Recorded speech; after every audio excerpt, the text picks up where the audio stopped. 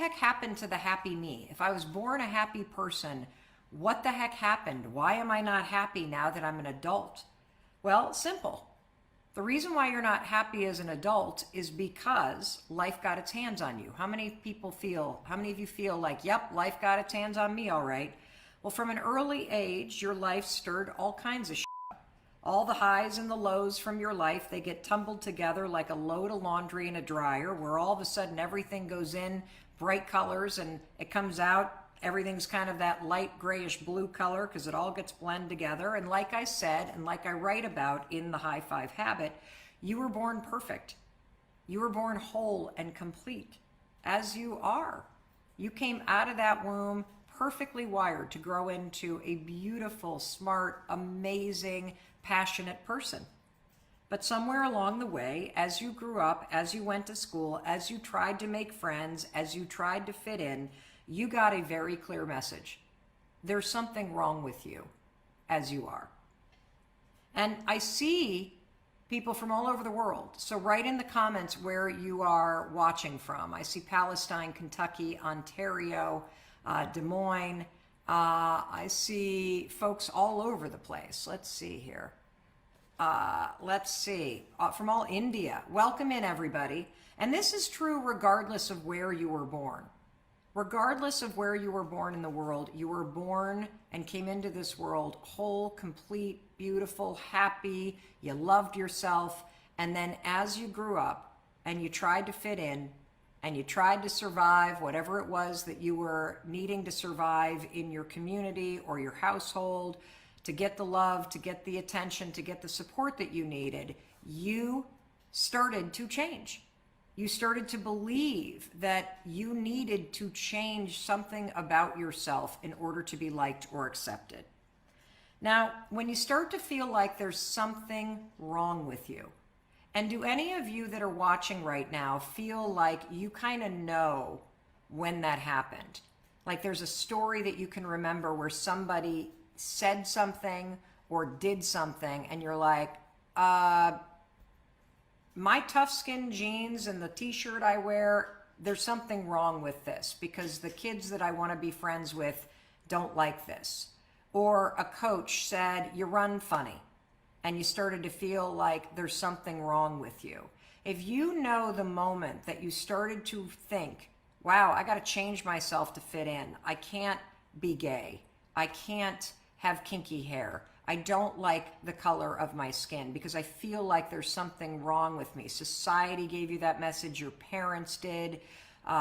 Maybe a bully said something to you. I see somebody writing the way that I walk. I see somebody talking about the texture of their hair. I see somebody saying, I always felt like there was something wrong with me. Well, let me tell you something, everybody. I never fit in with any particular groups of friends. Let me tell you something. Every one of you is now going, I remember that feeling because I was the only immigrant in my class. I was the only Muslim in my class. I didn't look like the other people. I didn't feel like the other people. My father was so critical, right? When you start to get this message from society or other people or just this perception that you have that something's wrong with you, this is where your obsession with changing yourself to fit in begins. This is where your obsession with people pleasing, this is where this sense that you don't belong anywhere that you go began, and it can become a habit. And so we're going to unpack this because what I want you to understand is that you literally came into this world perfect, whole, and complete. You are wired to love yourself. You're wired for love. That's why you miss it. You're wired for self-acceptance. And the world taught you that there's something about you that needs to be changed in order to be liked or loved. And it's simply not true. When you can come back home to yourself and you can accept and love yourself first, exactly where you are, exactly where you're not, then you'll know the secret to going out in the world and not feeling like you never really belong anywhere, or you constantly need to tweak yourself or how you show up in order to be accepted by people. When you accept yourself as you are, when you love yourself as you are, Other people liking or loving you is just a bonus, but it doesn't change how you feel about yourself. And that's what we're talking about in chapter 4 of the High Five Habit. This feeling that you feel, everybody, that there's something wrong with you, it's a very normal thing. It happens in child development. Psychologists call this moment where you suddenly go from feeling connected to yourself and perhaps to people in your family or to friends, to feeling outside of your family or feeling like you're not part of something. That they call this a break in belonging. You start to feel like you don't belong in your family or your church or your friend group or your neighborhood or even the world at large. And that feeling then creates this second break, and it's the break in feeling connected to yourself, who you really are. You know, and this break in belonging, everyone, it's normal. It happens to all of us, and it can happen a million different ways. You know, maybe you grew up and you had to move a lot, and so you were constantly changing schools, and so you always felt like an outsider looking in because every school year you needed to make new friends. Maybe you were attacked or unsafe as a child. Maybe you got called stupid, or you had a critical parent because you were dyslexic. Maybe you were put in special classes, or you were the only kid who was transgender or Muslim or a refugee or black in your entire class. And so you didn't look around and see anybody that looked like you. And that made you feel like something was up. Maybe you got teased for how you looked or spoke or acted. Or you felt uncomfortable getting undressed in gym class because your mom was constantly on you about your weight. And so that made you feel like, God, there's something wrong with me. I can't just love myself as I am. When your home life or your friends at school or the world itself makes you feel like you're not okay, or you're unsafe or unworthy of love, as a kid, we believe it. And it happens to all of us. No one, not you, not me, no one gets to being an adult without experiencing this kind of break in belonging and this kind of trauma. And it could have been really serious things that you survived. Maybe your dad walked out on the family, or your mom had severe depression, or your brother died by suicide. Maybe you lived growing up with the constant worry about where your next meal was coming from, or you experienced racism and bias every single day in your neighborhood, or maybe your family rejected you because you did have the courage to be who you are. You did have the courage to say that you are a gay person, or you had a parent who struggled with addiction or was constantly shaming you with the silent treatment. You know, these experiences impacted you. You absorbed them as a child in your mind, body, and spirit. It's not like you could leave, right? I mean, when you're a kid, our only choice is to survive the situation that we're in. And this is especially hard on an emotional level, this sort of break in belonging. You know, I see some people saying, I didn't fully start to understand myself until my 50s. I really believe that. Me too. Like, it took me a long time, and it's my hope that in putting the High Five Habit out and doing the work to help you learn how to take control of your thoughts and your actions so that you can create the life that you want, that part of what happens is that you come back into accepting, loving, and knowing yourself. It's the ultimate secret weapon, everyone. So when something happens to you as a kid, you don't have the life experience or the support system to process what's happening. So you absorb it in your nervous system and coping patterns and thoughts. You know, as I said, your only option when you're a kid is to just survive it. And you know, what's interesting, and I think this is a fundamental flaw in human wiring, there's so much amazing intelligence in the way that you and I are designed, all human beings. If you think about all of the sophisticated wiring in your brain, in your body, your nervous system, your digestive system, your heartbeat, how your body's constantly learning and creating new cells, like, it's freaking mind-blowingly cool.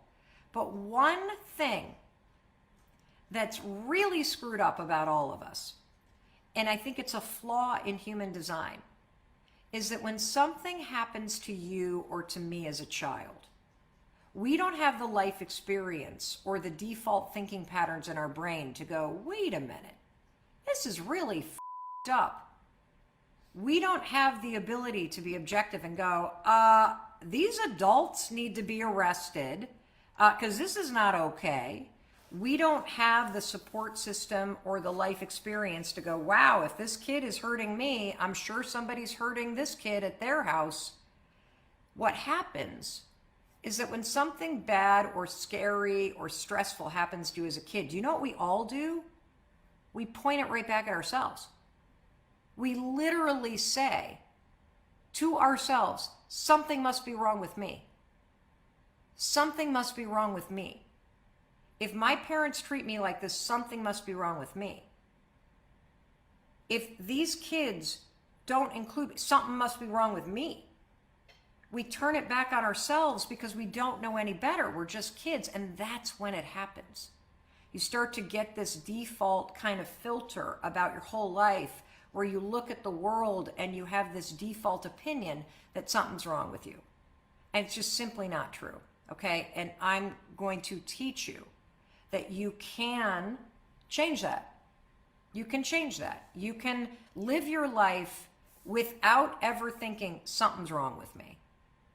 Are there things that you need to change? Of course. There's always going to be things that you need to change because you're always going to be changing and life's always going to be changing around you. But those are opportunities. It doesn't mean that there's something fundamentally flawed about you. You might have some thinking patterns that are broken based on where you are right now. You might have some habits that don't work for you anymore. That doesn't mean something's wrong. It means there's something you need to change. That's it. That's it. So, I did the same thing. When I was 9 years old, I was molested by an older kid. And what was my immediate reaction and processing? That I had done something wrong. Of course I hadn't done something wrong, but that's just how the kid brain works. Something's wrong with me. And, it's what our son did when he was bullied at a summer camp that we sent him to. What he did is he hid his pain, and then he blamed himself for being the one that this bully picked on in the cabin. And I, of course, blame myself for not picking up on the clues sooner and ripping our son right out of that freaking camp. I'm sure that's what you did too with the experiences you survived. You made the things that were done to you or the situations that you survived as a child mean that something's wrong with you, that you're damaged or that you're not lovable or you're unworthy or you're not good enough. That is up, and we all do it. The truth is, you were just a kid doing the best that you could.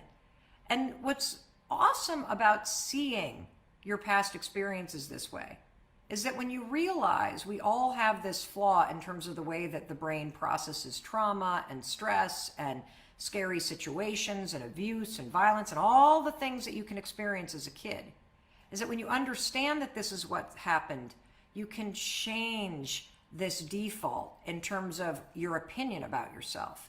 Because when you think there's something wrong with you, of course you're going to be a people pleaser. Of course you're going to have imposter syndrome. Of course you're going to have anxiety. Of course you're going to feel on edge because your default opinion is there's something that's not okay with you. And that's not true. There are opportunities for you to heal. There are opportunities for you to upgrade your habits. There are opportunities for you to think differently. There are opportunities for you to heal your nervous system, all of which we talk about in the High Five Habit book, using science and simple things that you can do. So, whether you were dealing with a critical mom or parents who got divorced or racist microaggressions every day or physical abuse, you did what I did. You turned this stuff back on yourself. It's why you think you're not good enough. That is a massive flaw in human design. Instead of blaming the people that hurt you or blaming society, you blame yourself. And you think there's something wrong with me. Now, as much as I hate to admit it, as a parent, we often send that message to our children that there's something wrong with you or that I don't like you how you are. And we do it unintentionally sometimes. I mean, sometimes it's pretty overt. If your parent is hypercritical or a real jerk, they might be doing it overtly. Doesn't mean there's something wrong with you, by the way. It means they have trauma. They're taking it out on you. There's something they need to deal with. So here's the story I promised to tell you. This is the lesson I didn't mean to teach our son.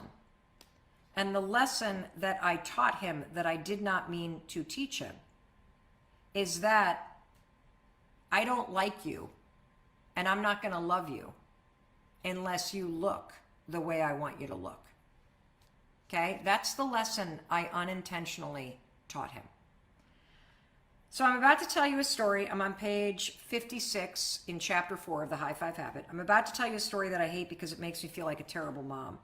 But I'm sharing it because the story illustrates just how loud and consistent this message is, that there's something wrong with who you are, what you look like, and how you express yourself.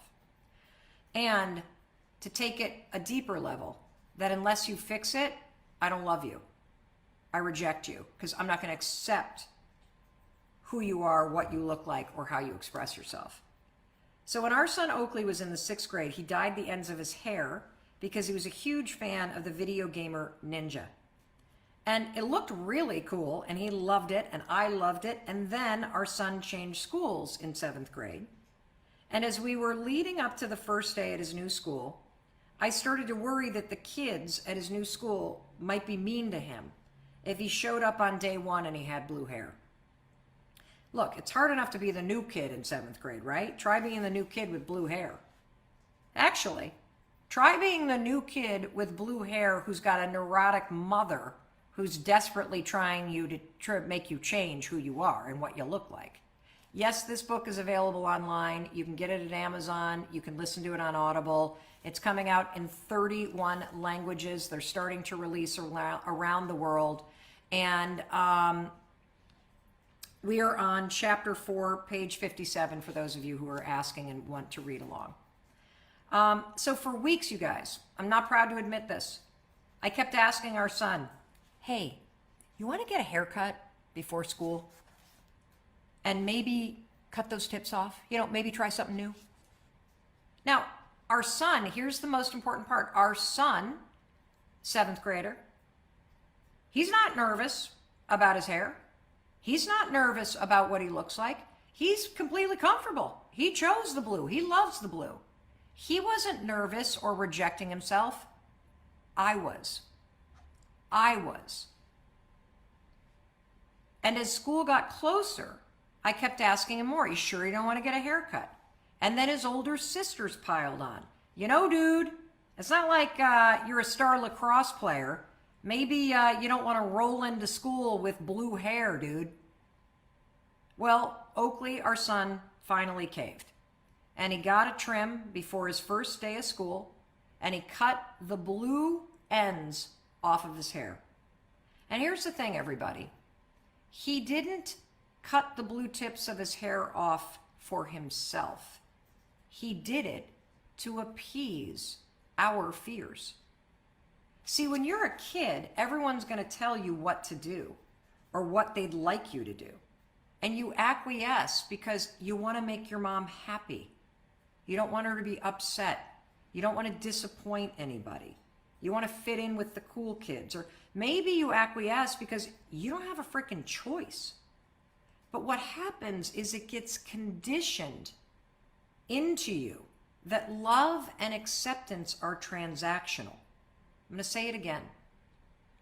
When you feel pressure to change who you are or how you talk or how you dress or what you look like because your parents or your friends pressure you to, you're learning that love and acceptance are transactional.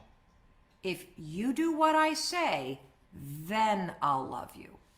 If you look the way I want you to look, then I'll be nice to you. If you do exactly what I want you to do, and you dress how I want you to dress, or talk how I want you to talk, or pretend that you like the opposite sex when you don't, then I'll love you, then it'll be okay, then I'll be happy. You are learning a lesson that love and acceptance are transactional. That is horrible. And that's how you learn the lesson to withhold love and acceptance for yourself. That you won't love yourself unless you lose the weight. You won't accept yourself or support yourself or love yourself unless you get that big job and you make that money. You learn that love is transactional from your parents because you got the message that unless you behaved exactly how you were supposed to behave, they weren't going to like you. And you probably got the message that they would withhold love if you didn't do what they wanted you to do, whether that's behave or look a certain way. This is the bull all bought into, by the way. Looking back on this story with our son Oakley, I realized the message I was sending, the mistake I made. I was saying, there's something wrong with you. There's something wrong with the way you look. There's something about you that I don't like. And I'm not going to like you until you change to make me happy. I was basically saying, I'm only going to accept the version of you that makes me happy. Yet in reality, here's the irony. I actually felt the opposite, you guys. I loved his hair. But I didn't trust the other 7th graders would accept him with blue hair. I was just trying to give him the best chance for a smooth start, but instead, I clearly made him question his own choices and whether or not I loved and accepted him as he was, as he appeared. I was telling him this too, and this is scary to admit to you. I was telling him, I'd rather you fit in than be yourself. I'm going to say it again. I taught my son this lesson. I'd rather you fit in than be yourself. Holy shit, what a mistake. What a mistake. Oh my God. I hate this. I hate that I did this. You know, and I feel horrible because I know that somewhere along the line, we all got that message, right? It's better to fit in than be yourself. That's how it begins. There's something wrong with you. You better fit in because it's better to fit in than be yourself. And that what and this is core to a very big lie that you and I believe. That what other people think of you is more important than what you think of yourself. That's bull. This is how you started to believe that other people's opinions of you is more important than what you think of yourself. This is how you started to believe that fitting in is more important than being you. Complete bull. The secret to life is actually the opposite. Be yourself. Be yourself. Let the world fit into who you are. Be yourself. It's more important that you be yourself and like yourself than anything else, everybody. And we've all bought into this bull our whole life because people taught you that this is how the world works. This is the lesson I didn't mean to teach our son, that it's better to fit in than be yourself, that I'll like you and love you if the version of you is the one that I like and love. Ugh, I hate that I did this. And kids, if you're watching this, I'm really sorry. And I'm sure your parents, if you're not my kids that are watching this, didn't mean to do it either. They didn't know any better. This is how their parents raised them. I'm not saying it's right. I'm just saying this is what's so, everybody. I hate that story. But that's the heart of what happened to you, to me, to everybody you know. You started questioning what you look like and what you do and ultimately who you are. And that's how your connection to your truest self gets blocked. That's why you stopped accepting yourself. It's why you started criticizing yourself. It's why you stand in front of a mirror and pick yourself apart because your mom or dad used to do it to you. For our daughter or anyone who struggles with their appearance, you got to start to reverse this. You got to learn how to appreciate the parts of yourself right now. You got to stop trashing yourself. If you are pulling on a pair of jeans and beating yourself up and trashing yourself because they're tough to pull on, just dump the jeans in the trash, please. Because when you criticize yourself and you beat yourself up, you're treating yourself the way I treated our son. You are basically treating yourself the way I treated our son. You're saying your love for yourself is transactional. Until I approve of everything about your life and the way you look, I'm going to withhold the love and acceptance that you need in life. And it's a horrible way to go. So you don't hate, appreciate. You don't need to change anything to deserve the love and acceptance that you need. Just like my son did not need to change his blue hair to be loved and accepted. To be loved and accepted for who you are, all I needed to do was love and accept him exactly as he was. I made a huge mistake, everybody. The next time you stand in front of a mirror, stop poking and prodding and picking yourself apart. For those of us that put makeup on, let the makeup be a creative expression, something that's additive, and stop having the makeup be an act where you cover yourself up because you think you're ugly or you think that how you look isn't okay. If you're going to wear makeup, do it as a creative expression. Do it because it's fun. Don't do it because you need to fix yourself, because you don't need to fix yourself. Just like my son did not need to cut his hair. I needed to learn the lesson that love is not transactional. Love is unconditional. Love is accepting somebody for exactly who they are and where they are and how they look and how they express themselves. That's what love is. It's accepting someone for everything that they are and everything that they're not. It's caring for somebody and supporting and seeing somebody for who they are right now, where they are right now, no matter what that may be. Because when you start your day, and you need to do this with yourself, by the way, and the way that you do that is stop poking and prodding and picking yourself apart, please. Stop doing that. It makes you feel dejected and rejected and discouraged. When you pick yourself apart in the mirror every morning, you are acting like I did with our son. You're basically staring at the blue hair saying, I'll love you if you cut it. I'll accept you if you change something about that reflection in the mirror. And by the way, this picking and rejecting that you do of yourself, it sets the tone for what you think and feel all day. Instead, I'd like you to start each morning the way I should have been back then with our son, by looking for qualities that you appreciate. Notice the intricacies about your face that you ignore. Notice your strength, your intuition. Thank your body for how it's taken care of you. Despite you trashing it all these years, it's still got a beating heart. It's still moving forward. Or how those stretch marks remind you of the kids that you have. There's nothing wrong with you, period. You may not be happy with where you are in life right now. That may be a fact. You may not be happy about the balance in your bank account. That may be a fact. You may not be happy about the number on the scale. That's a fact. You may not be happy about the size of the pants, the car you drive, where you live, who you hang out with, decisions you've made. Yeah, but here you are. Life hasn't been easy, but here you are. Resilient, intelligent, strong, still standing. Still waking up every day, pushing yourself to learn and grow and become a better person. And honestly, you know what? That makes you awesome. I love what Jordan shared with me after she started this habit of high-fiving herself in the mirror instead of tearing herself apart. She said, so often self-love is shown to be about fixing yourself. That's why I love high-fiving myself in the mirror, because it shows us that self-love is really about falling in love with the parts of you that you're trying to fix. Oh my God, I love that.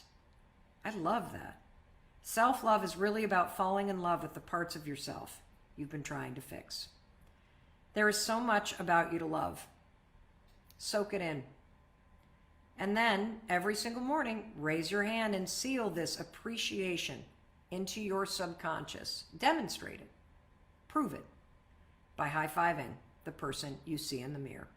The person with the blue hair and the stretch marks and the, saggy neck and all that you are and all that you aren't. Love yourself for exactly where you are. This is page 54, chapter 4. I just want to say one other thing. I'm going to answer one or two questions, and then we're going to sign off. And yes, I am going to read the rest of this book for free online. If you have not bought a copy, this is the greatest gift that you could give somebody this holiday season, because you're giving somebody the gift of learning how to love yourself, accept yourself, and support yourself in changing your life and in creating the life that you want. So the best freaking gift you could possibly give somebody, including yourself.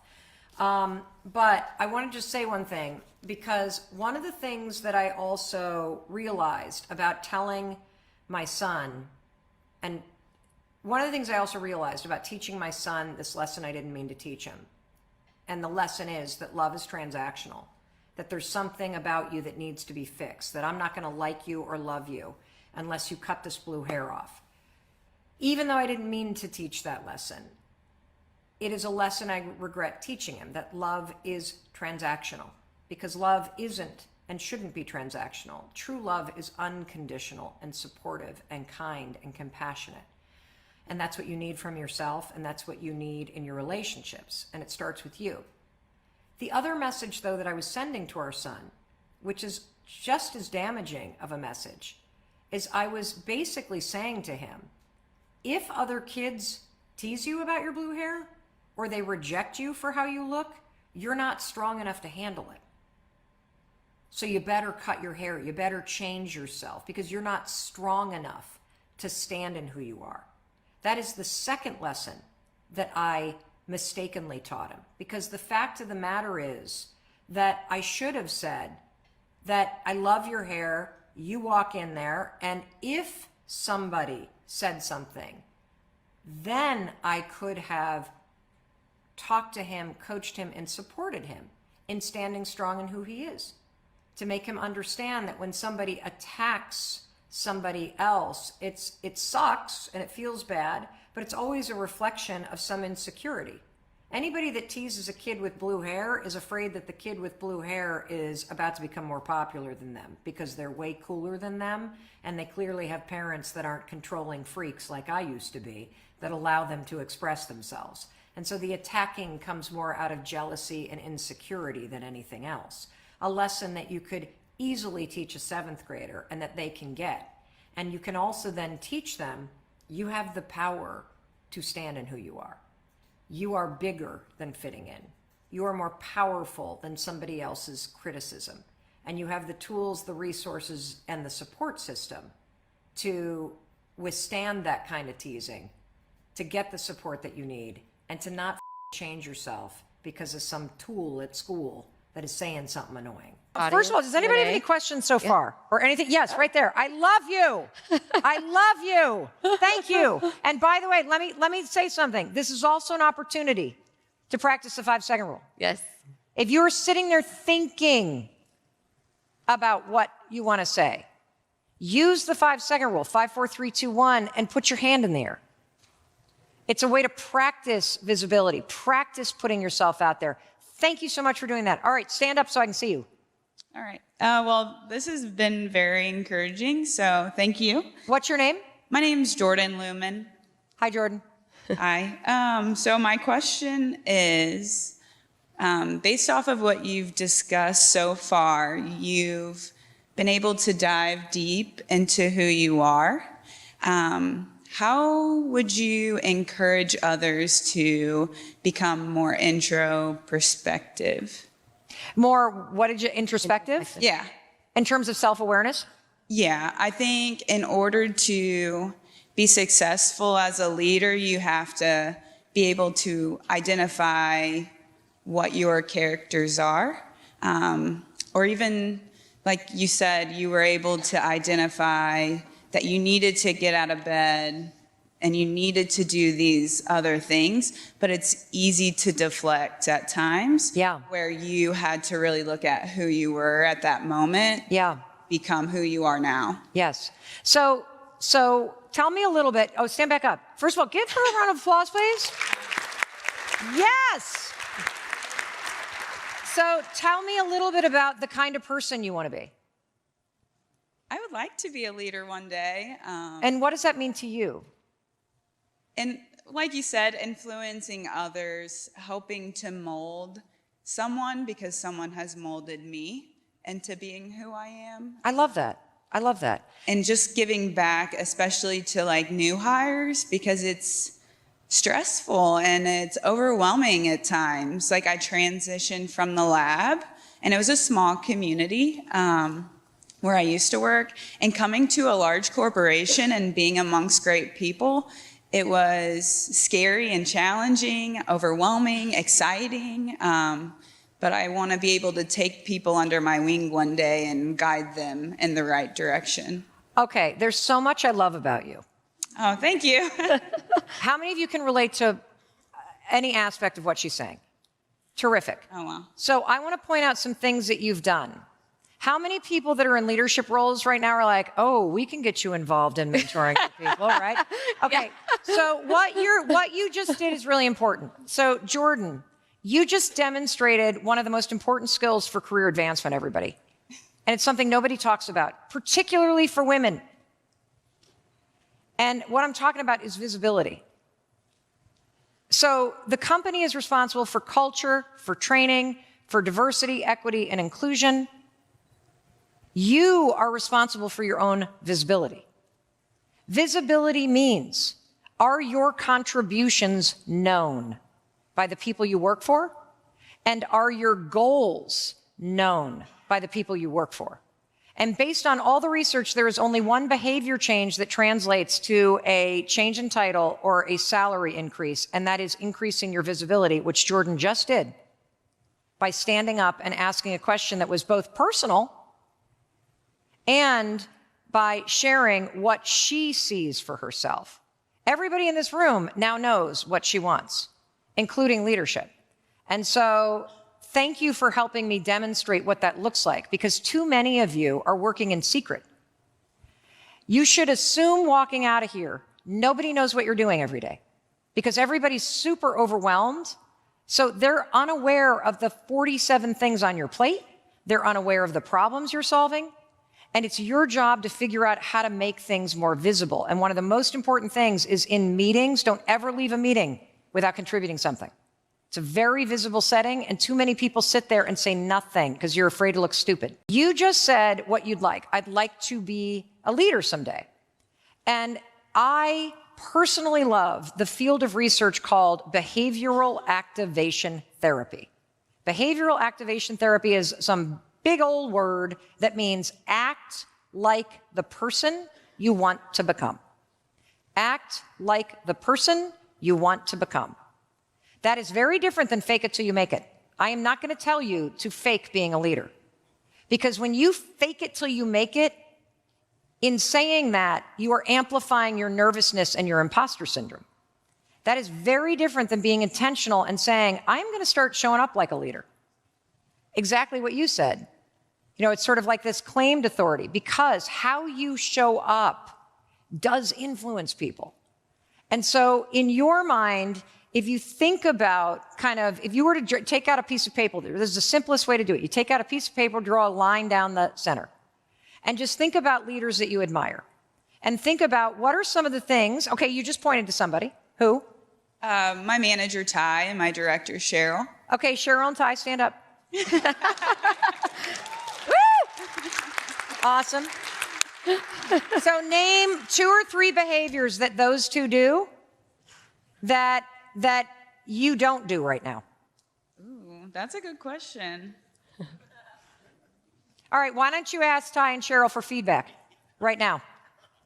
Can you give her feedback? Give her one behavior change. On the spot. Yeah, why not? Let's go. Can we give her a mic? This is coaching, I guess, yeah. Yes. And I'm coachable. Just one behavior change that you think would either raise her visibility or would have her be more of a leader. I think being more confident in herself. What does that Her mean ability. to you? How would you know if she were more confident? I think that she would. Sorry, I'm nervous. That's right. I got an idea. Okay, here we go. Let's turn on the lights. Let's turn on the lights. So I think that she would just take the action instead of questioning herself. Oh, great. Yeah. That's amazing. And what's your first name again? Ty? Ty, excellent. And then what's your name? Cheryl. Cheryl, what advice do you have for her? I would give her opportunities to practice her leadership. And knowing now that that's something she wants to do, we can create that for her and allow her to get comfortable and confident in doing so, right? And work on her skill that she wants. Such a good. And support her along the way. Excellent. And she's already started, so She's leading projects to do exactly what she just said. Excellent. Yeah. Excellent. So why were you nervous? I don't like attention. You don't like? Amazing. Does that come up a lot for you at work? No. No? Okay. All right. Then I won't put you on the spot. I'll be kind to you today. And Jordan, what do you think about this? I would say she hits it right on the head. That was my 2022 goal for myself. So it's challenging, and you have to, like I said, dig deep into who you are. But I would agree that's something I need to work on, and it's hard, but I'll get there. Yep. So for you, displaying more confidence is the skill for her to work on. Yes. Excellent. And for you, what was it? Just supporting her in her ability to either fail also and know that you're going to learn from that, but that we're here to get you, help you support. So do you see a hesitancy? Is she struggling with perfectionism? She's very professional. No, perfectionism. Oh, perfection? Perfection, trying to get it right, scared to make a mistake. She's a perfectionist, I would think. She Okay. portrays that she wants that for herself, like to be the best at everything she puts her. How many people can relate to this? You got to get it right before you get it done. Yep. This is a protection mechanism. Perfectionism is not a formula for success, everybody. Perfectionism just means you're afraid of getting it wrong. And so you think if you hold on to it and you get everything right, that's going to protect you from judgment. Mm-hmm. And so you two can sit down. Thank you very much. Give them a round of applause. I want to continue to coach Jordan because she's going to be, come with me. Let's go up to the stage. Oh my goodness. Give her a round of applause. All right. Are you nervous? Sorry, I am. Okay, great. I love this. Okay. I was an athlete, so Okay. I work best under pressure. Okay, good. I love that. So 0 to 10, how nervous are you? Oh, like a 9. Oh, perfect. 10, maybe Perfect. a 12. Perfect. Okay. How many of you are nervous for her? Yes, you feel I'm it? sweating. Yeah, okay, I'm glad good. I wore a dark color. Okay, I'm sweating too. What else are you feeling? I'm overwhelmed. I'm overstimulated. Okay. Yeah. Anything in your stomach, your heart? It's more in my eyes. Okay. Your eyes are crying? Oh, Yeah. okay, good. This is excellent. Excellent. Okay, so let's go on stage. Here we go. Yep. Everybody give her a round of applause. Come on, Jordan.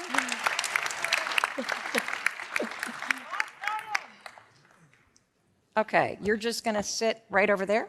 Okay. Okay. All right, now I want you to look at everybody. Hi, Just kind of friends. take them in, right? You're doing great. Thank you. 0 to 10, how nervous are you now? I see some familiar faces up here, so I'm feeling a little better. Terrific. Yeah, Terrific. I am. Okay, great. So, I had to count from the 5-second rule for a moment. okay, so you use the 5-second rule to do did. what? To calm myself down, overcome my emotions. Terrific. So what you're witnessing is something really important. When you stay in your head and think and you let the wave come, it gets bigger. When you move, the fear starts to lower. Now, I'm going to also teach you something really cool that you're going to love as an athlete, okay? And this is really cool. It's a way that you can use the 5-second rule in performance anxiety situations, okay? And this has been backed by research at Harvard Medical School. It is the coolest thing. In moments like you just did, and you did it instinctually, 5, 4, 3, 2, 1, you felt the wave. All you're going to do, as dumb as this sounds, is you're going to go, I am so excited to be up here. I am so excited to be sitting in this chair. Go ahead and say it. I'm very excited to be here, sitting in this chair, getting this opportunity. Great. Say it again. I'm very excited to be sitting here in this chair, getting this opportunity. Do you feel your stress going down a little? I do. Let me tell you why, everybody. In your body, nervousness or stress is the exact same physiological sensation as excitement. Exact same. So what sport did you play? I was a track runner. Awesome. She's a runner. She's a track star, you know. She's a track star. Okay, see, now we're getting the swagger. Swagger's coming out. So before a race, when you're like stomachs and knots and you gotta go to the bathroom, your arms are, that's both excitement. and nerves. Yes. So the only difference between excitement and nerves is what your brain says. When you use this little trick that has now been validated by Harvard Medical School, 5, 4, 3, 2, 1, and go, I'm so excited. I'm excited to make this call. I'm excited to do this conversation. I'm excited to do this thing. You take control of what your brain is saying about the moment, and it lowers your stress response to the heat of the moment. And so you can use that. And what they found in research is that when you do the I'm excited, you maintain control of this part of your brain, which means you're able to focus on performing. When they did this in control groups at Harvard Medical School, the people who were taught to say, I'm excited, ran faster in track meets, they performed better in negotiation competitions, and they scored higher on standardized exams because you maintain control of this part of your brain. When you allow your nerves to take over, you were saying it, my eyes are going all over the place, it's because you're flooding your brain with cortisol as your thoughts are like, when you go, I'm excited, your brain's like, oh, wait a minute, we don't have to freak out right now. You're doing dynamite. My heart rate's down too. Is it? Okay, well, I was like, I noticed her check her watch. I'm like, am I boring her? Like, she's gotten really cool my now. heart Okay. rate, I tend to monitor that. Okay, great. It's gone High down. five. That's freaking We got awesome. a hand hug. Okay, hand hug. hug. Oh, wait, is that way? Did I do a hand like this? Hand hug. Hand hug. I love a hand hug. Okay. So let me talk a little bit about confidence because this goes for all of you. I love that we're talking about confidence because, again, we're in this lane of if you want to change, all you need to do is identify the kind of person you want to be and then start acting like that person now with deep intention. And my recommendation is always start with your morning routine because it sets up the rest of your day. And the second thing, you got feedback about confidence at work. I want to give everybody a new definition for confidence based on research, okay? Confidence, believe it or not, does not mean, and I'm going to use the word swagger. It doesn't mean walking in like you own the place. It doesn't mean that you even believe in yourself yet. Confidence simply means a willingness to try. A willingness to try. And the reason why this is such a critical definition, particularly for women, is because there's this thing called a confidence competency loop, which means when you try something, even if you fall flat on your face, you still learn something. You're gaining competence. And we know this is true. Like you became a track star because of how many times you tried. Every time you tried, every time you ran, every time you trained, you were learning something. And the more competence that you gain in something, the easier it becomes. Your resistance to it lowers. And so again, like everything I'm teaching you, it starts with the action, not the belief. The belief comes later through the action. I mean, what are you thinking about yourself now that you're sitting here? I could see myself being on a stage like this amongst a lot of people. The way I feel standing there asking my question versus how I feel now, speaking to a lot of people who may not have known who I was before I asked my question, I can actually speak to you guys without feeling as overwhelmed, which is nice. How cool and is that? I feel like I have a lot more confidence now just being up here. And let me say where it started from. It started from a gut instinct, an impulse to take action, and within 5 seconds, you shot your arm in the air. And that created this tiny little ripple effect that leads you in an entirely new direction. And so the other thing that I want to teach you, because you had a question about self-awareness, and this is really important, everybody. There are 2 forms of self-awareness. There's awareness of self, and then there's an awareness of how you are perceived by others. And typically, we are only good at one of those things. And so awareness of self just comes from really spending time thinking about it, reading, asking people what they see about you. It comes from trying lots of new things and testing out what feels right, because you always have an opportunity to learn more about yourself. And like we've been talking about with sales too, it's about slowing down a little bit so that you can pay attention to what you're feeling. But the second self-awareness is actually the one that most of us are really bad at. And that's understanding how you're perceived by others. We're not aware of how other people think about us. And the only way that you are going to find out is if you ask. And so if you really want to grow, it's terrifying. Ask for feedback about how you can improve in these areas. Share with people, I really want to develop myself into a better leader. I am working on it in real time. What would you recommend in terms of how I come off? And ask for specific behaviors. For example, in meetings, what could I do differently that would communicate to everybody else that I am acting more like a leader, even though I'm not managing people? And if you can get specific behavior changes that cue that to other people, now you got a roadmap for things to practice. And then it comes back to confidence, the willingness to try. And then that takes us back to the 5-second rule. 5, 4, 3, 2, 1 is how you push yourself to try.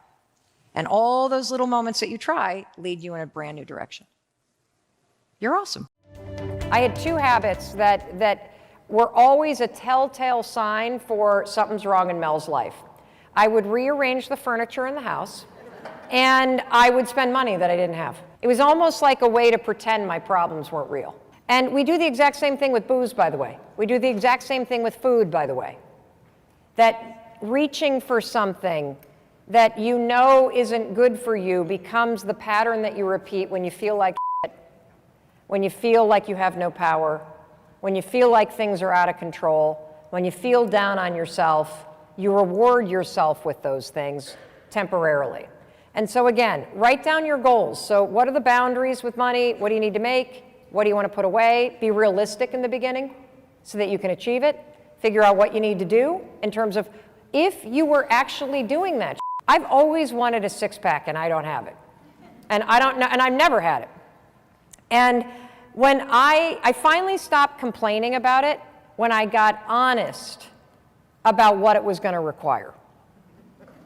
Oh, I'm dead serious about this. At my, at 49, with my affinity for alcohol and my love of carbs and my distaste for exercise, I have a small problem on my hands if I want a 6-pack. So if you were to go forward, right, and think, okay, well, if a year from now I had a 6-pack, what would my day-to-day life look like? Woo. And you can get very clear that you're not committed to that. And then you can stop beating yourself up for the shit you never intend on doing, right?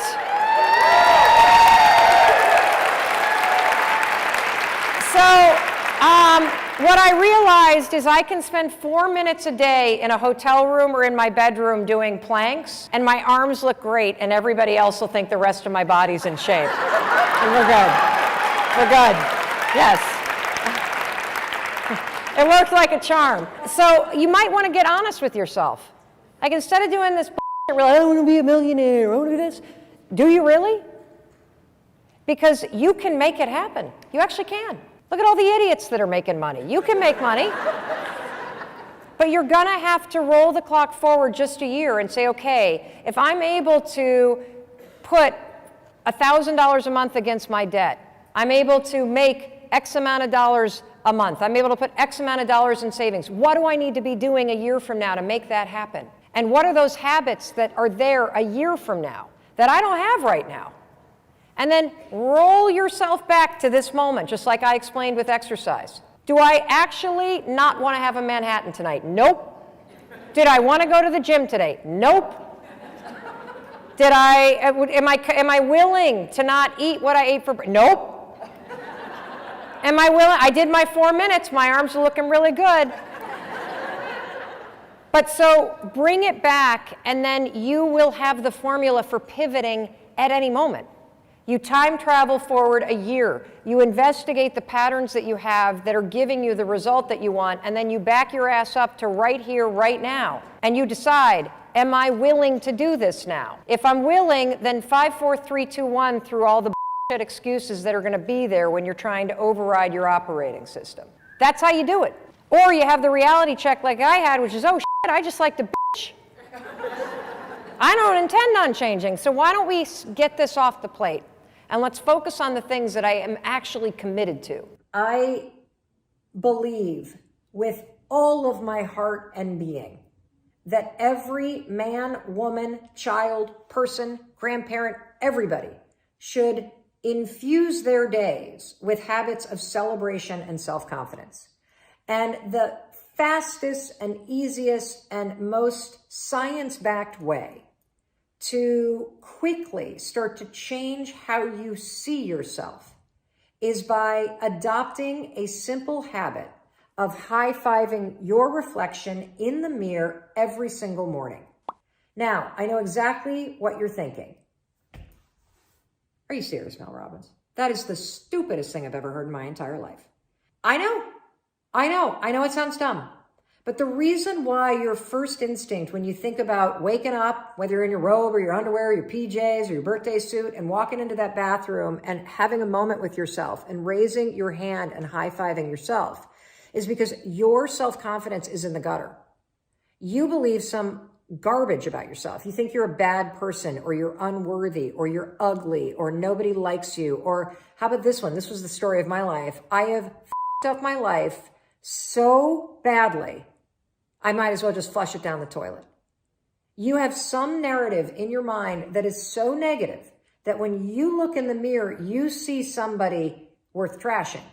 You see what's wrong. You pick apart your appearance. And I want to reverse that, because here's the deal about self-confidence. Self-confidence begins with you. You realize the word self is in there, right? I can't give you confidence. I can give you a little boost. I can give you tools. I can encourage you. But confidence is forged in fire. It's something that's within you. And here's the thing I want you to realize about confidence. You are a confident person. That's why you miss feeling that way. You can only miss what you know. You've just been blocked from the feeling of it. And wherever you are right now in your life, I'm telling you, confidence is in there. You just got to figure out how to tap into it. And you've been building confidence all along, by the way. Every time that you have fallen on your face, or you've tried something and failed, or you've gone out and thought you found the love of your life, and then your heart's broken, and then you pick yourself up again, and then you dust yourself. You're building confidence the entire time, because confidence is not built on the high days. Confidence is built on the low ones. Confidence is built when you are struggling. Because when you see yourself go for something and fall, when you see yourself try and get knocked down, when you see yourself stand back up after getting abused or traumatized or discriminated against and moving ahead, you are building this reserve within yourself where you know you can rely on yourself. You know you can face hard things and you can keep moving forward. You know you have your own back. So it's in there. Your life has been helping you build it. Now you got to just dig in and tap into it and use it to shut that critic up in your head. So the way you're going to do that is every morning, I'm not kidding, you're going to raise your hand in the mirror and high five yourself. Look at how many people are doing this. You're not the only one. For 5 mornings in a row, I want you to high five yourself. And when you do this, I want you to use the hashtag high five challenge. You know what's happening when you raise your hand up in the mirror? You are taking the lifetime positive association that you have with cheering for other people, believing in other people, celebrating other people, saying, let's go to other people. And you are marrying that positive association with your reflection. It is impossible to raise your hand in the mirror and go, I suck. You can't do it. Because your brain and the subconscious sees this and thinks, let's go, I love you, I believe in you. And when you do this every single morning, something incredible happens. First of all, you're not going to leave your bathroom feeling like you're dragging a boulder. You're going to leave there feeling like the wind's at your back. Secondly, you're going to have spent the morning, the first thing in the morning, by taking a moment and being with yourself. And not seeing your face and picking yourself apart, but actually seeing the person that's underneath the skin, the soul that's behind the face. You are going to shut the critic up. You're going to silence your to-do list. And when you raise your hand like this, it also prompts you to think about the game you're playing. So now you got a moment to be like, oh yeah, yay me. I'm still here. I can make today a good day. In fact, what game do I want to play today? Just for me. So that's the first thing that you're going to do. You're going to high five yourself, take the high five challenge, which is high five yourself 5 days in a row in the mirror, take a photo of it, post it on your story, tag me so I can cheer for you, and start to notice what happens. Something weird happens by day 4 when you get out of bed. You're going to have this weird feeling that you've never had. You're going to feel like you're looking forward to seeing yourself in the mirror, because something weird happens when you start to really be present with yourself. When you normally walk in the bathroom and you ignore yourself, you're alone. I think a lot of us feel like we're alone in our lives. When you start to see yourself, you literally, oh, hey, hi there, Mel Robbins. How you doing? You now, as you look forward, oh, hey, girl, how you doing? Hi, Mel Robbins. Oh, hey, let's go. I believe in you. Gonna have a great day. It's almost like when your neighbor waves to you. You're seeing yourself. You know, now that I've been doing this for a year, I don't feel like I'm alone. I feel like I've got myself and I've got my own back. I feel like this person that I see in the mirror is the one person that's going to be with me for my entire life. So I better cheer for her. I better celebrate her. I better encourage her and love her. And that's what you're doing when you do this every morning to yourself. And there are mornings where I stand in my underwear at my bathroom sink and even I don't have a word to say to myself. But I can always do this. And it always lifts my mood. And it is creating that deep connection within me to myself. And that's what builds your confidence. Confidence is being comfortable in your own skin. Confidence is knowing that you have your own back. Confidence is knowing that you can face something. Confidence is believing in your ability to face or survive or try something and be better. And confidence is being willing to try. And all of those things happen when you raise your hand every single morning. The second thing that you should do is you got to be honest with yourself.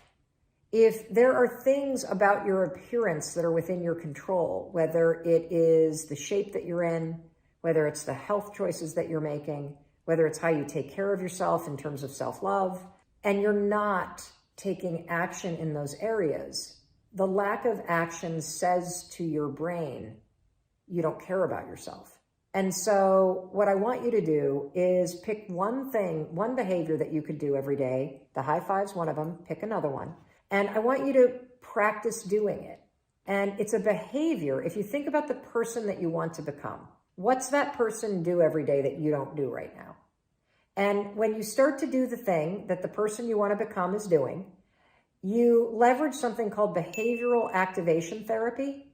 And that is a whole body of research that says when you act like the person you want to become, it's the most powerful way to change a habit. It's even better therapy than talk therapy, because the action proves to your brain that you're becoming that person. You're seeing the change through the action. And so then the brain catches up and starts to relate to you like a person that's confident, or a person who adores their appearance, or a person that celebrates themselves exactly as they are. So try those two things. Make sure you tag me online when you do the high five challenge. And I know it's going to work. I think it wasn't until I discovered the high five habit that I profoundly realized how much self-hatred I was dealing with. And despite everything else, yeah. well, and this I think is a really big piece of the power of this, especially if you're somebody who's achievement oriented. And everybody that listens to this podcast feels a big calling and wants to do more in the world and make a bigger difference and a bigger impact. There's a real danger that's very common, Jay, that you start to marry, or you've always married, being worthy or lovable with what you're doing and what you're achieving. And it works both ways in terms of if you don't have the number on the scale, it means, again, the dust on the mirror. You are not worthy because you haven't achieved it yet. And for those of us that have achieved some things that we've set out to do, what happens is you find that as soon as you achieve the thing, you actually need to do something else. Bigger, better, because it was a thing that you achieved that made you lovable or worthy. And the real trick, and this is everything, is being able to know and feel in your bones that you are lovable and worthy just because you're breathing. And that was a huge breakthrough for me. Yeah. And so, no, I never celebrated because I think I was so married to this idea that unless I'm doing or winning or achieving, and it happens so subtly when you're little because you start to get so much positive praise when you get a good grade or when you do something at school or when you make your mates laugh or whatever it might be, that you start to go, oh, that's what love feels like. Oh, if I do that. And so you outsource love and validation to outside things. And I'm here to tell you, we all got to learn how to bring it back home and anchor the validation and love that you need where you are right now every single day. And it's only in discovering this that I had to confront just how much I was beating myself up, just how much I was tearing myself down, and how I was chasing these things. Because what I actually wanted was to feel loved. Like if you ask yourself, okay, great, you want to make $1 million. Why? There's a feeling that you're looking for from that. And if you can start to work on bringing that feeling into your day-to-day life for yourself, it changes the way that you go about achieving things. Like I didn't even enjoy half the stuff that I did because I was constantly maniacally focused on the things that weren't working rather than the 100 things that were. And the same is true with everybody's day. You don't even know the number of amazing things you do every day. You feed the dog, high five. You got the kids at school, high five. You read 10 pages of the book, high five. You said a nice thing to a stranger, high five. You got something done at work, high five. You got through 70% of your inbox, high five. Instead, you focus and ruminate on the one thing you didn't get to, and then you use that as evidence, again, dust on the mirror, to see a human being that's not measuring up and never will, and all that stuff their stupid fourth grade teacher said to you must be true, dust on the mirror. No, you need to interrupt this. If you could always just look in the mirror and see a human being that's trying and that's worthy of a high five, and a human being that failed and okay, we're going to brush it off and that's worthy of a high five. Somebody who is running the marathon of life that you're going to celebrate every step of the way. And, you know, I also want to take this and flip this in the opposite because I think this is where people really get mucked up. This happened in my own marriage. And it's only a recent discovery between Chris and I. And that is that we had the opposite thing happen, Jay. So when Chris and his best friend went into the restaurant business and they poured 7 years into it and gave it their go, and at the end of the day, they sold it, you know, for pennies on the dollar to the next investor, and they did not return the profit that they had hoped they would return to their investors. Now, what was interesting about watching this all go down is that our best friend, who was Chris's partner, was able to leave the experience and go, okay, entrepreneurship. I'm so proud of us. We put in so much work. We built something amazing. We had an incredible brand. We were incredible leaders. Da, da, da, da, da, da. Did we return the profit? No. But that's not everything in life. And he moved on. My husband could not. He literally said, because I didn't achieve, because I failed, I am a failure who is not worthy of love. And for 7 years, he has walked into a bathroom with the dust that has said, I am a failure. And so as you have been looking for, why doesn't she love me more? Somebody who fails goes, how can you still love me? And it's only until, it doesn't matter how much I love the guy, it doesn't matter how much I build him up, and, you know, I'm so proud of everything that he's done and all the stuff that Chris is doing, and he's had a massive breakthrough in this. And part of it is through the high five habit because of the resistance. But I can't do that. Look at the failure that I've been. If you don't love yourself, you won't allow somebody else to love you. Yeah. And so when you can separate what you're doing from your soul and your intention and your spirit and your humanity, and you can stand with yourself every morning, and that high five doesn't necessarily become celebration, it becomes acceptance, and it becomes compassion, and it becomes acknowledgement, and then it becomes slowly celebration and momentum and forward energy that you need when life drags you down. Yeah. And so it's really a profound point you just made, that it's only when you love yourself for breathing, for living, for being, just as you are, that level of acceptance that we so want from everybody else. And I'm telling you, you have an opportunity to do it for yourself by keeping your promises, by being kind to yourself, by standing before yourself and seeing a human being who needs you and who loves you and who's going to be with you your whole life. See, one of the most important revelations you could ever have is that your life and your happiness begins and ends inside your own mind. Let's say that again. One of the most important revelations you can ever have is that your life and your happiness begins and ends inside your own mind. What you say to yourself, how you treat yourself, and the thoughts that run on repeat are everything. It does not matter how successful, thin, famous, muscular, or wealthy you become. If you focus on what's wrong with you, you will never be happy and you will never change, period. If you think there's something wrong with you, and no, this is not don't worry, be happy. We're talking brain science here, everybody. We're talking about taking all of that subconscious programming where you beat yourself up and reprogramming your mind to be more positive, more optimistic, more celebratory, more encouraging. That's what the high five habit is about. This is not toxic positivity. This is how you use science to literally take that crap you've been saying to yourself for years that makes you feel broken and recognize, wait a minute, I'm not broken.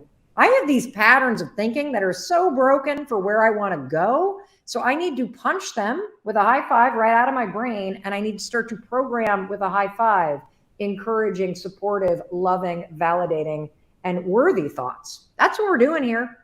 We are taking neural association in your brain with a high five and marrying it with your identity. How freaking cool is that? Because if you think there's something wrong with you, the idea of high-fiving yourself, by the way, probably feels a little dumb or stupid or cheesy. And let me tell you why. If you think there's something wrong with you, you probably also think you don't deserve a high five because you haven't done anything worthy of a high five. You also think, well, I don't get a high five until I fixed the thing that's wrong with me. When I lose the weight, I'll high five myself. When I get the job, I'll high five myself. When the divorce is final, I'll high five myself. When I finally meet somebody and fall in love, I'll high five myself. When I get out of debt, I'll high five myself. By withholding all of this, by the way, from yourself right now, this is why you don't feel motivated. I think that what you're going to see in the next year is I think you're going to see 50,000 books come out that are all talking about what I'm talking about. Gary Vaynerchuk's new book is all about kindness, by the way, and all about supporting yourself. Will Smith's new book that's coming out, the whole thing is about your emotions and supporting yourself and being kind to yourself. The high five habit doesn't talk about it. It teaches you how to do it. This is going to be the big theme of 2022. I'm telling you right now. And the high five habit is a game changer because it gives you the tool. We're not talking concepts here. We're giving you the tool to recognize that your own self-hatred, self-rejection, self-bashing is the foundational problem that you have. And the second that you break the habit of beating yourself up and you use the high five habit and the science in this book and the tools in this book to make it a habit to lift yourself up, to encourage yourself, to support yourself, to empower yourself, to see the human being in the mirror and say, I see you. I know we're not where we want to be, but we're going to keep on going. I see you. We're going to face the day. I see you. I got your back. That's what this is about, everybody. It's the how. We all know we need to be kinder. We all know we need to stop criticizing ourselves. The problem is, how the hell do you do it when it's so insidious and casual and subconscious to just, well, I'll tell you how you do it. You make a commitment to yourself that you're going to stop doing it. And you're going to retrain your own mind and your own habits. And you're going to start by simply standing in front of the mirror and demonstrating with a high five every morning to the human being in the mirror that you do deserve respect. You are worth working on. You are worth loving. You are worth validating. That the fact that you're still here means that you're worthy of all these things. You're still trying. That is what makes you worthy. You don't have to go to the gym today to earn a high five. If you can drag yourself to the bathroom, you get one. Yes, I see somebody saying, I live with a narcissist. Delve into the topic. I'll tell you, if you actually live with a diagnosed narcissist, there is no cure for narcissism. And the world's leading expert on narcissism, Dr. Ramani, will tell you, as the world's leading expert, that because narcissists are made during childhood by either neglect or overindulgence, and it is a wiring issue in the brain that has somebody be incapable of feeling empathy, the high five habit for you is foundational and essential, because that person who has narcissistic personality disorder will never be able to validate you, will never be able to make you feel worthy, will never be able to give you the support emotionally that you need, because neurologically, developmentally, they are not able physiologically, neurologically to do it. And it's not your job to heal them. And by the way, you can't. And so hopefully high-fiving yourself in the mirror and building up your own self-worth is going to be the thing that makes you realize you are worthy of different treatment. You deserve to be in a healthy relationship. If you're already typing that you are in a relationship with a narcissist, then you know it's not working. What you now need to do is rebuild up the self-worth and the self-love and the self-esteem that the narcissist is probably taking away from you, so that you can look yourself in the mirror and say, I actually am not going to stay in this relationship. If they, we all have narcissistic tendencies. That's not what you're talking about. If you're talking about somebody who is truly diagnosed with narcissism, the high five habit will help you rebuild up your self-worth and your self-respect and your self-validation, so that you literally will be able to find the strength to leave the narcissist. Because part of the damage of being with somebody who's narcissistic is their personality disorder makes you start to believe there's something wrong with you. The constant gaslighting, the lack of empathy. I didn't say that. The constant focus on them makes you think you're going nuts. That's why you need the high five habit. You got a narcissist in your life, you better get this freaking book, everybody, The High Five Habit. You better get off this live stream and click, buy, because you better know how to start building up your own self-worth so that you can leave, okay? And it was Dr. Ramani. She's on Red Table Talk all the time. She has a huge social media following. I met her because we had her on my daytime talk show a lot. Let's see. If this is also, by the way, when your self-worth is low, when you have negative self-talk, it's also why you feel uncomfortable when people compliment you, because you don't believe it. That's why you can't accept it. That's why you're uncomfortable at your own birthday party, because you're not comfortable being the center of attention, because you don't believe you're worthy of it. This is why we have got to get to the heart of rebuilding your self-esteem. This is so foundational. I think we're going to end right here. We just completed page 48. I have time for literally one more question. Let's take a quick question. You got anything good that you want me to do? Yep. Thank you. Let me see if I can find a different one. I listened to you on Saturday. We're looking to see. Okay. Oh, wow. Okay. Wow, Terry is saying, I want to pay for someone's book who can't afford one. Is there a fund for that? No, there's not. But how about you just buy a book for a friend who's in need, seriously, or send it to a family member that could really use some help with their self-esteem or self-worth, or heck, I just sent the book to a really good, a very close friend of mine's daughter is having a really tough time freshman year in college. And so I just surprised her by sending her a copy of The High Five Habit, because when life is hard, you need to know how to lift yourself up. When life is great, you need to know how to celebrate that stuff and keep yourself going. Let's see. I've tried let's see. Have faith in my, I have tried a lot and I still am not able to have faith in my goal. Is that normal? Yeah, it's normal to not feel confident. And I'll tell you why. Life has beaten you up.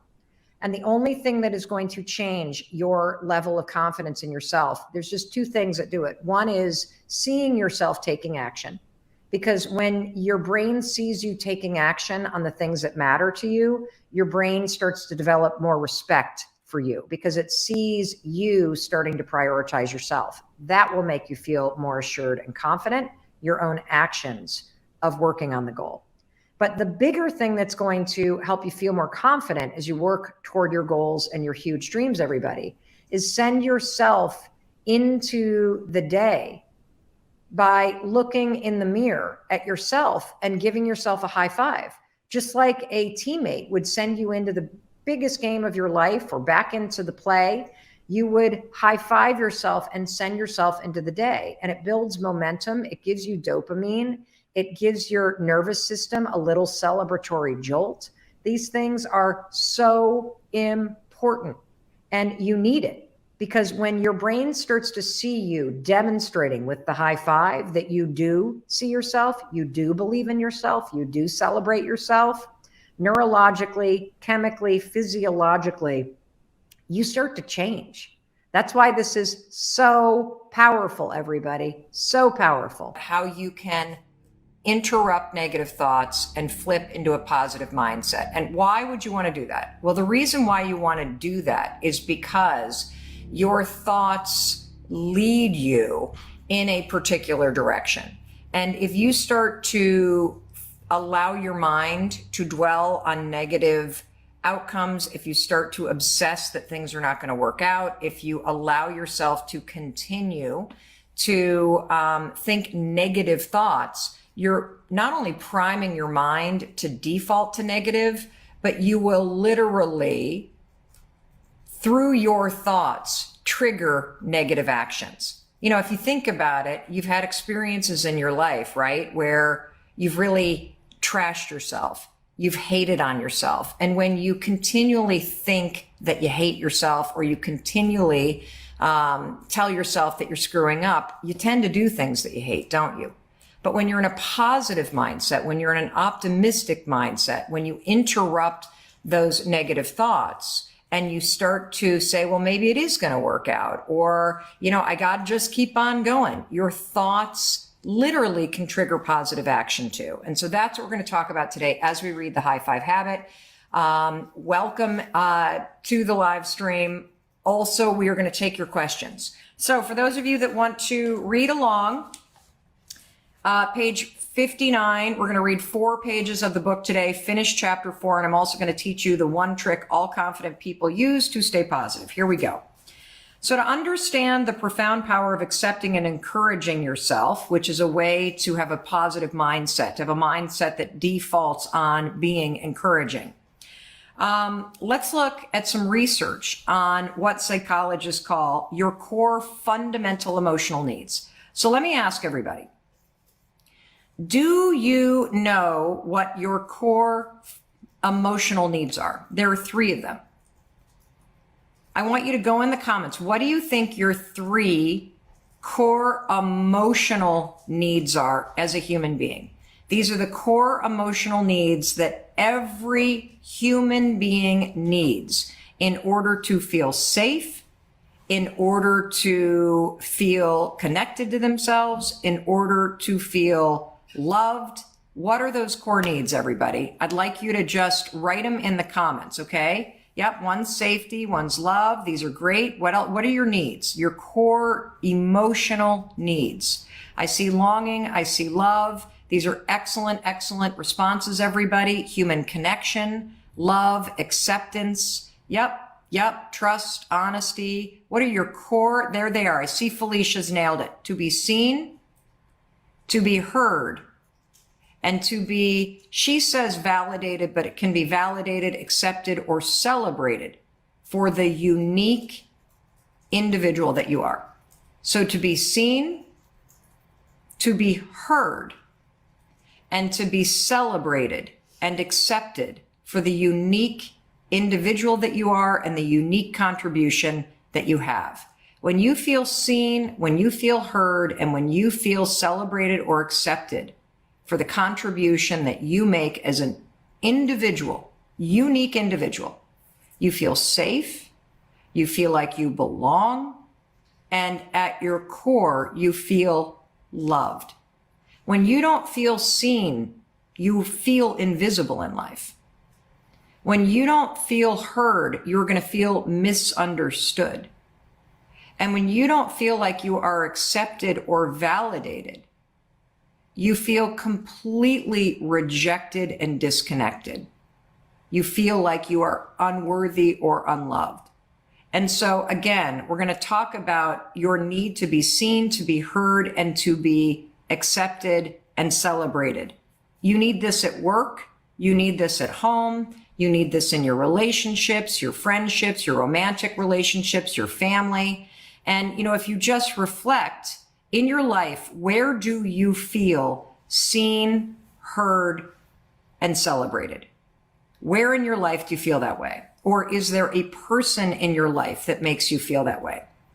Hopefully, you are saying that you make yourself feel seen, heard, and celebrated. But is there somebody else in your life that makes you feel that way? It could be a caregiver. It could be somebody that you're in a romantic relationship with. It could be a mentor. It could be a friend. It could be your pet, right? I think one of the reasons why we all love our cats and our dogs so much is because there's such unconditional love. You walk in the door, they come running right at you. And so you feel seen and you feel celebrated, right? And when they're right there with you, or, have you ever noticed how when you get really upset and you start crying, what do your animals do? Oh my God, they hear you and they come right on over. And those responses that are so innate when it comes to your pets, everybody, they're fulfilling your emotional needs. That's why you feel so safe and connected and loved by your pets, because you feel seen by them, you feel heard by them, and you feel celebrated and loved by them. And I do see people saying, I feel that way about my daughter, my mom, a mentor of mine. These core values, when they're missing from your life of being seen, heard, celebrated, and accepted, this is what leads you to feeling stuck and disconnected and unfulfilled.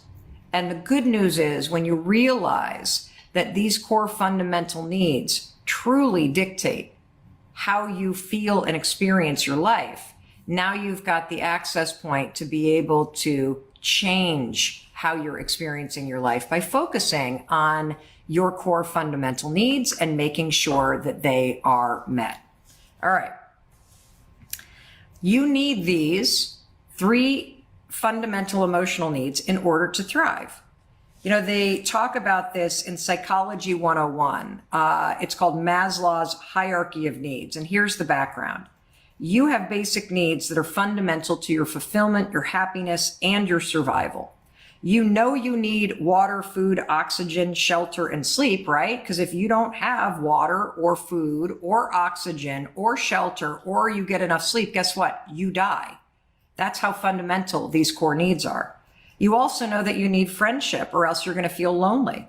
And research shows that people die from loneliness too. It's a huge killer. You may also know that you have a fundamental need to grow, because if you're not growing and learning as a person, you start to feel stuck in your life. But what you may not know is that you do have these core fundamental emotional needs to be seen, to be heard, to be loved for the unique individual that you are. And when these emotional needs are not met, it's not only a form of neglect, but you will feel unloved, invisible, and unfulfilled. And see, I believe that's how we all got so critical of ourselves in the first place. And it's why we're twisting ourselves in knots ever since. That at some point in your childhood, those core fundamental needs stop being fulfilled.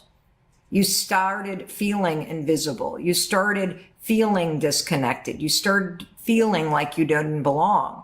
And as we talked about in yesterday's video, this is all covered in chapter 4 of the High Five Habit, that you then turned that feeling against yourself, and you started to go, well, there must be something wrong with me. There must be something wrong with me. No, there's nothing wrong with you. It was that your 3 fundamental emotional needs were not being fulfilled by the adults around you. That's all that was wrong.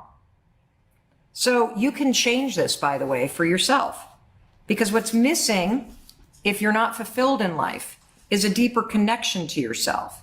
Because you've probably been so busy running from one thing to the next that you can't even grasp right now how big of a shift it's going to create when you start each morning by simply seeing, hearing, and honoring yourself.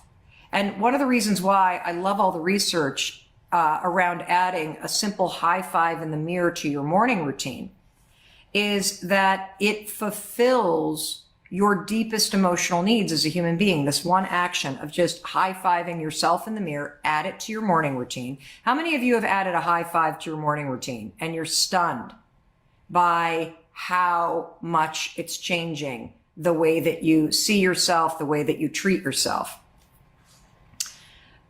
Because as you've learned, these 3 emotional needs were probably never met during your childhood, and you haven't been given the tools until right now to be thinking about this and to start fulfilling these emotional needs as an adult. And, you know, the reason why you feel invisible at work, or you feel outside of your friend group, or you feel disconnected in your relationships as an adult, not to mention the relationship you have with yourself, is because there's something missing. And what's missing is a deeper sense that you actually matter. What's missing is the sense that you are being seen and heard and appreciated. This is critical. It's so critical. If you were to wake up and you had a feeling of being connected to yourself, and you felt seen in your life, and you felt appreciated in your life, and you felt heard in your life, that would absolutely change how you go through life. That's why this is such powerful stuff, as simple as it is. And I love seeing so many of you writing in the comments about how you are adding in the high five and how it's changing your life and how you're starting to take your emotional needs seriously and you're starting to make it a priority to fulfill them and how it's changing everything. Now look, don't bother arguing with me because I did the math. I think sometimes in life you forget just how miraculous you are. You know, you get so beaten down by the day-to-day and you're so sort of beaten up by what you've survived in your past that you've lost sight of how extraordinary you are. And so I'm going to remind you of how extraordinary you are. And I brought some math to prove it. So I just want you to wrap your brain around this really cool fact. The odds of you being born are 1 in a million. We're just going to start there, okay? We're going to do some simple math and we're going to build. The odds of you being born are for sure 1 in a million because your mom carries over 1 million eggs in her body during her lifetime. Isn't that wild? You're 1 in a million. But guess what? That's not even close to the mathematical phenomenon that you are. 1 in a million doesn't even touch the surface of how extraordinarily unique and amazing you are. Because based on recent research, scientists have also figured out that the egg that formed you was really choosy, and that egg could determine which of your father's 250 million sperm cells it wanted to connect with. That's right. This was not a race with the sperm. The egg was very, very choosy. And if that egg that created you chose any other sperm, guess what? You wouldn't be watching this live stream. Your sibling would, because you never would have been born. So just wrap your mind around those odds. 1 in a million plus 1 in 250 million? What are the odds of that? Well, the experts crunched the numbers on that, and the odds of you being the result and being born and being here with me right now, 1 in 400 trillion. 1 in 400 trillion. Now, guess what? I'm not even done yet. 1 in 400 trillion doesn't even scratch the surface in terms of what a miracle you are. Are you ready? A scientist from Harvard heard me cite that number, 1 in 400 trillion, in my TEDx talk. And he wrote a research paper to say, Mel Robbins, you are wrong. You are such a miracle. The odds of you being born is such a miracle. And the number is so insane. I don't even know how to say the number. Literally, no idea how to say the number. It's like 1 times 10,000 with that little sort of factor at the top with another million. Like, it's bananas. I can't even explain to you what a miracle that you are. And all of this math, it proves something really important. And that is that someone as unique and special as you deserves to be seen and heard. Feeling like you matter, that somebody cares about you, that you are worth celebrating, it is one of your most important and fundamental needs. And I'm here to tell you that because the math proves that you are a walking miracle, there will never be another you. There never has been another you. There will never be another you that will ever walk this earth. You are the one and only, which means you have something extraordinarily unique to give to the world. And feeling celebrated and feeling seen and feeling heard, it is so tied into your existence because of how unique you are. That's why you long to be recognized as an individual. That's why you long to be celebrated as an individual. This need, it's so important and foundational to you and the fact that your birth and existence is a miracle, that it's as important to your well-being to be seen and heard and appreciated as food and water. The difference between a good day and a bad day, you know what it comes down to typically, is just being acknowledged by somebody. And you know who's the best person to acknowledge and validate you? You are. And that brings me back to that moment every single morning when you come face to face with yourself in the mirror. High-fiving yourself is so much more than a physical act. It's foundational. It's a transfer of energy. It symbolizes an alliance and a belief in yourself and your ability. You aren't congratulating yourself. You're celebrating yourself as you are. And you just heard the math. Your existence is what makes you worthy of a high five. Your presence, your hopes, your dreams, your capacity to love, your ability to heal, to change, to grow, your heart, your soul. That's what makes you worthy of being seen and heard and appreciated. Not once in a while, but every single day. That's what you deserve. That's what you need. And the miracle of your existence is why you need it. See, when you are able to see yourself, when you are able to celebrate yourself, when you are able to treat yourself in a way that you have been wishing your parents would have, or wishing your friends or your spouse or your boss would, when you take control, this is what you communicate. It's incredible. You're basically, when you're able to hear yourself and see yourself and support yourself, and I believe that simply adding a high five in the mirror to yourself as part of your morning routine, every single day, you start the day by fulfilling those foundational needs that the miracle of your birth demands of you. Number one, you're communicating confidence. You're saying, I believe in you when you do that. Number two, you're celebrating yourself. You're basically like, you're amazing. You got this. You're validating yourself. You're saying, I see you. I'm not going to ignore you or pick you apart. You communicate optimism. I can do this. I can face this day.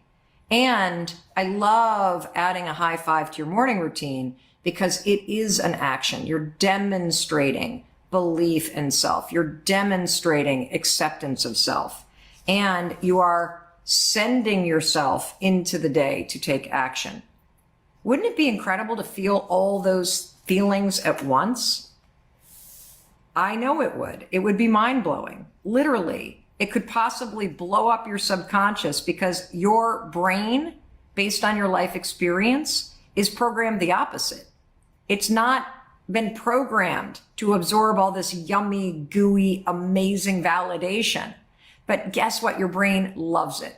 absolutely loves it. See, I believe you were wired for love. I believe that you came into this world whole and complete and loving and seeing and accepting yourself and being deeply connected to yourself. And that's why you miss feeling that way. And it's also why this change of adding a high five to your morning routine is almost instantaneous. This is why the programming that we're activating in your mind, body, and spirit, when you start to acknowledge and accept yourself and treat yourself with kindness, and when you start to flip the way that you think, and you start to cheer for yourself and believe in yourself, this is your default.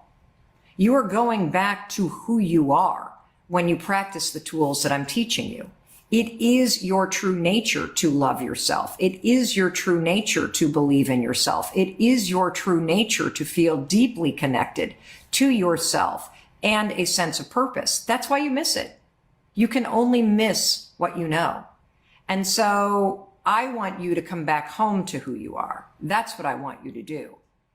Now, okay, I get it. But Mel, how do I think different thoughts? And this is what I promise to teach you. The trick that all confident people use to stay positive. The trick that you can use to think different thoughts. Well, the first step to thinking different thoughts is you have to catch the old thought that takes you low, okay? And if you don't know what the thought is that takes you low, here's a hint. It's some version of I'm not enough. I'm not good enough. I'm not smart enough. I'm not tall enough. I'm not successful enough. I'm not skinny enough. I'm not talented enough. I'm not lucky enough. I'm not this enough. I'm not that enough. There's something wrong with me. It's some version of that. And if you know what the thought is that always brings you down, could you please write it in the comments? Because you will inspire somebody else. You will make somebody else realize they're not alone. Okay? What is the thought that always takes you down? Mine is some version of, it never works out for me. People are mad at me. I'm not a good person. Nothing I ever do is gonna matter. Like, it's just some just horrible version of that, okay? So, first step number one. What is the thought that always takes you down? I'm not enough. I'm not smart enough. I'm not loved enough. I'll never be this. Like, I see this. I'm not good enough. I'm not smart enough. I'm not lovable. I'm not now, never will be. I'm never going to grow up. I'm never going to get it right. I always screw things up. I'm not thin enough. I'm not smart enough. Other people do it better than me. I'm too big. Anyway, keep going, keep going, keep going. Keep writing this down because you're giving other people permission to take a look. I'll never make enough money. I'll never be a good father. I'll never be a good wife. Nobody loves me. Nobody has ever loved me. All of this horseshit that you tell yourself. This has become the default wiring. Step number one is identify what thought takes you down. Okay. It's like dropping a guillotine on your power and on your future and on your possibility. It cuts you off from who you truly are and what you truly want and desire and deserve in your life. And whenever you think this thought, I'll never be loved, I'll never meet somebody's standards, I'll never make the money, you literally also stop yourself from taking the actions that change your life. So great job. You've already done step one. Identify the thought that takes you down. Because here's the cool thing. That's not how you came into this world. You didn't come into this world thinking, I'm not enough. I'm not lovable. I never do anything right. I'll never amount to anything. I never should have been born. You didn't come into the world thinking that. Somebody taught you to think that. And so if you can figure out what that negative thought is, right? Pick your poison. I'm not smart enough, good enough, tall enough, skinny enough, rich, whatever it is. I call it poison. You want to know why? I call it poison because thinking this negative thought is like drinking poison. It kills your spirit and your innate desire to be seen, to be heard, and to be celebrated. You are dropping the guillotine right on yourself when you think this poisonous thought, okay? Now, what is step two? Step 2 is, yes, you have to identify it, but it's not enough to just identify it. Step 2 is we need to replace it, okay? We need to replace it. And so I'm going to teach you what you're going to do next. The next time you think that negative, I'm not enough thought, you're going to break the thought by saying, I'm not thinking about that. I'm not thinking about that. And then number 3, we have got to replace the thought. So you're going to catch the thought, you're going to break the thought, and then we're going to replace the thought. That's what you need to do to get this poison out of your mind and start thinking thoughts that align with your fundamental needs. And what are your fundamental needs? It's what we've been talking about today. It's to be seen, it's to be heard, it's to be celebrated. And one of the things that I love about cultivating a high five attitude is the high five attitude is an attitude that aligns with believing in yourself, seeing yourself, and appreciating, celebrating, and encouraging yourself to continue to move forward. That's what you're doing. And so one of the things that you can do, I know this is going to sound crazy, is by adding a high five to your morning routine, it helps you rewire your mind in a very powerful way. And the reason why it will help you rewire your mind in a very powerful way is if your default right now is I'm not enough, when you add this to your morning routine, your brain sees you treating yourself in the exact opposite way of that negative poisonous thought. Because you don't high five somebody that you think isn't enough or that sucks or that you hate. You only high five people that you believe in, that you think are enough, and that you're rooting for. And so add a high five to your morning routine, because that is part of the positive forward programming of plowing new neural pathways in your mind. Again, let me repeat the trick all confident people use to stay positive. You got to catch that negative poisonous thought. You got to break it. I'm not thinking about that. Talk back to it. And then you must replace it.